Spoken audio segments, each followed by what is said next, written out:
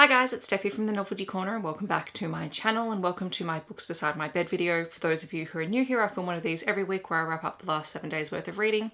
And for those who are very familiar with the series, welcome back. All I can say at the start of this video is that this is the first time I've put makeup on since my last Books Beside My Bed video, so this is really weird to be filming properly.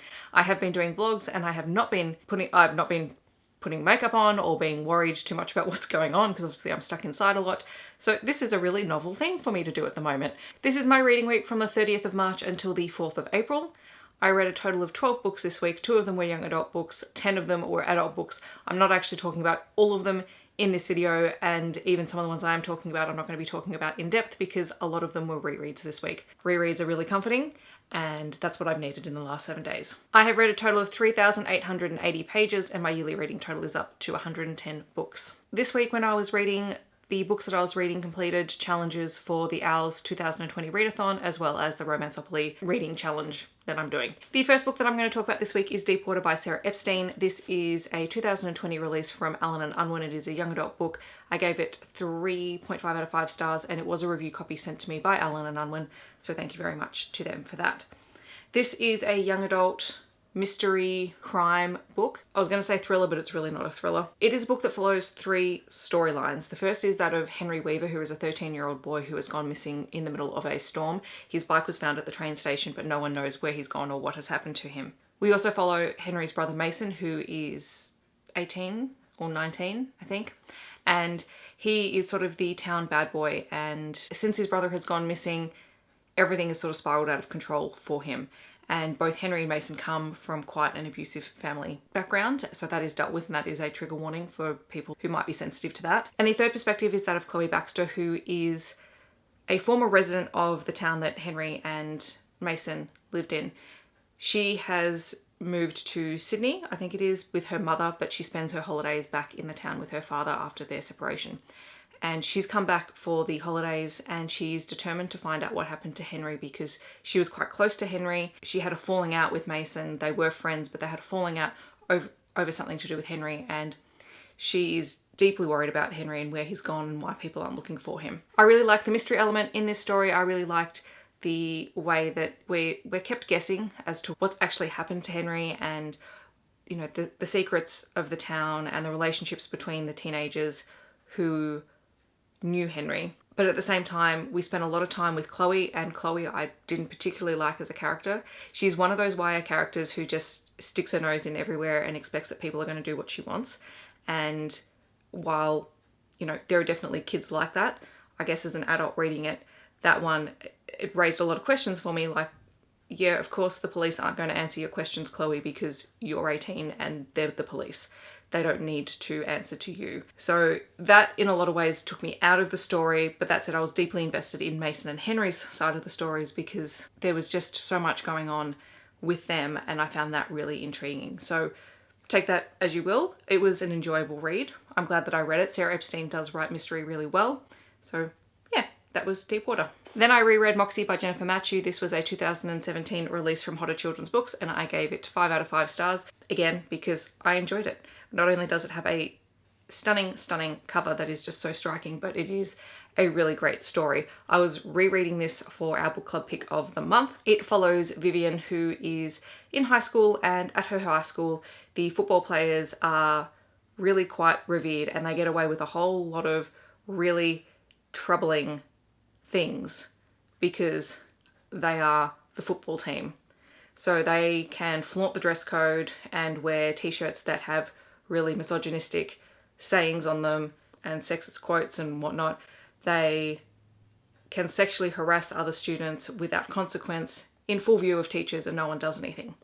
And Vivian's had enough of this, and so she is inspired by her mother's riot girl past and decides to create a feminist zine that she anonymously distributes across the school. This zine brings a whole lot of unlikely friends together and they try to change the culture of their school.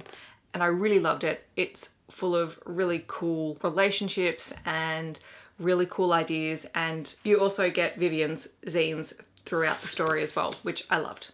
and this sparked my interest in zines as well a few years back. I read this for the Owls Challenge to read a book for Muggle Studies, which was a contemporary fiction book. I also read Exhalation by Ted Chiang. This is a 2019 release from Picador, and I gave it 3.5 out of 5 stars. It is a collection of short speculative fiction stories. Some of you may remember that I really loved his first short story collection, Stories of Your Life and Others, which features the story that inspired the film Arrival, which is still one of my all-time favourite films. Ted Chiang covers a lot of things in his short stories, everything from language to social media to potential future technologies and religion and the way that science and religion interact, which is really fascinating. I love that sort of stuff. This one I found a little bit harder to get into than the Stories of Your Life collection, and I'm not entirely sure why that is. It could possibly just be the time that I've read it. Yeah, it was interesting, and I did really like some of the stories. My favorite one is a really short story about parrots and the way that parrots have a language like humans have a language. And it was part of it was written for a project that Ted Chiang was involved in with another group of artists. I thought that was really quite fascinating. I did listen to the audio as I read this book physically, and it was kind of cool because there are a couple of different voice actors for the different stories, and also Ted Chiang himself read out one or two of the stories. And we also got his author's notes at the end of the stories as well, which was really cool. I read this for the Owls Challenge for Charms to read a book with a white cover. Then I read 99% Mine by Sally Thorne, which was a 2019 release from Piatkus, and unfortunately I gave this one 3 out of 5 stars, which is not a bad rating. 3 is totally fine, but given how much I love The Hating Game, I was really disappointed by 99% Mine. And I know I've heard people say that, and I thought, oh, okay, maybe I will be, maybe I won't be. But yeah, this one just, it wasn't The Hating Game. It is the story of Darcy, who is one half of a set of twins. She and her brother Jamie have always competed with each other for everything, and that includes the friendship of Tom, who they've known since they were a child. Now set when they're in their mid-20s, and Darcy and Jamie's grandmother has passed away, and she's left them her cottage in her will with the intention that they will fix the cottage up and then sell it and split the profits. So that's what she wants them to do. So they call in Tom, who is in the business of flipping houses, and he's the project manager for the cottage. This means that Darcy now has to spend day and night with Tom, and she has a massive crush on him and always has. And he's also had the same feelings for her, and in their teens, he actually told her and she never told him back. So as the two work out what's going on between them, they're also trying to fix up the house. As they're trying to fix up the house, Darcy and Jamie have trouble agreeing on what they want the direction of the house to be taken in, and so that causes a whole lot of conflict, and Tom gets caught up in the middle. And this is where my problem is, because I found Darcy and Jamie to be really childish. Like, they're constantly playing games and trying to one-up one another, and Darcy keeps going on about how nothing is hers. And there's a reason for that. So Darcy has a heart condition and has spent her whole life dealing with that, and her family tend to walk on eggshells around her because they don't want anything to happen to her. And she thinks of people as being a percentage of hers, which is why the book is called 99% Mine. But in a lot of ways that directs a lot of the way that she behaves. She acts out, she does all sorts of things that she probably shouldn't do in an effort to claim things as her own. And I really struggled to connect with Darcy, which is a problem because she is the main character and the point of view character that we have for the story. So there were elements that I really liked. I really loved Tom. I wish he'd stood up to the twins a lot more. He does try to do the very best, and he tries to be the peace negotiator between the two of them. And you can see how much he loves both of them, and he has to deal with their crap. So yeah, this one was an interesting one. And then I read this many Kate Daniels books by Lona Andrews. We'll just be very brief. So I decided to start rereading the Kate Daniels series by Lona Andrews. It is an urban fantasy series set in an alternate Atlanta where technology and magic compete for one another. And every so often waves of magic hit the world and technology falls. And so the people who live there have to deal with both living in a post-technological age with very basic technology and also living in a world where there is magic. And there's a whole lot of backstory and history going into it. I'm not going to talk about it in this video because this is a reread of the series for me, and I've talked about it a lot. I've got links in the description down below if you want to check out any of the books if you are unfamiliar with the series. But the basic stats for the Magic Bites is the first book. It was published in 2007 by Ace. I gave it 4 out of 5 stars. You kind of have to start with the first book, but the first book is definitely not the best book in the series, and it does a lot of world building. So if you can get through this book, then you're pretty much good. I read Magic Burns, which was published in 2008. This edition of it was published by Galance, and I gave this 4 out of 5 stars. Again, the story picks up in this book. However, for me, my connection to the series really picks up in book 3. Magic Strikes, which is book 3 and the book where I really become deeply invested in the characters, is a 2009 release. This one is by Ace, and I gave it 4.5 out of 5 stars. Magic Bleeds is book 4. This was published in 2010, again by Ace, and I gave this one 4.5 out of 5 stars. Magic Slays was published in 2011 by Ace, and I gave it 4.5 out of 5 stars. I read this for the Owls Challenge Transfiguration to read a book with shapeshifters. Gunmetal Magic is a little bit different because it's book 5.5 and it follows a different main character. So the other books all follow Kate Daniels, whereas Gunmetal Magic follows Andrea Nash, who is Kate's best friend. And she's a total badass and I love her to death. She's one of my favorite characters in the series. So this was published in 2012 by Ace, and I gave this one 5 out of 5 stars. And I love this one because, I'm gonna just throw it out there, I love Andrea. I love her love interest, Raphael.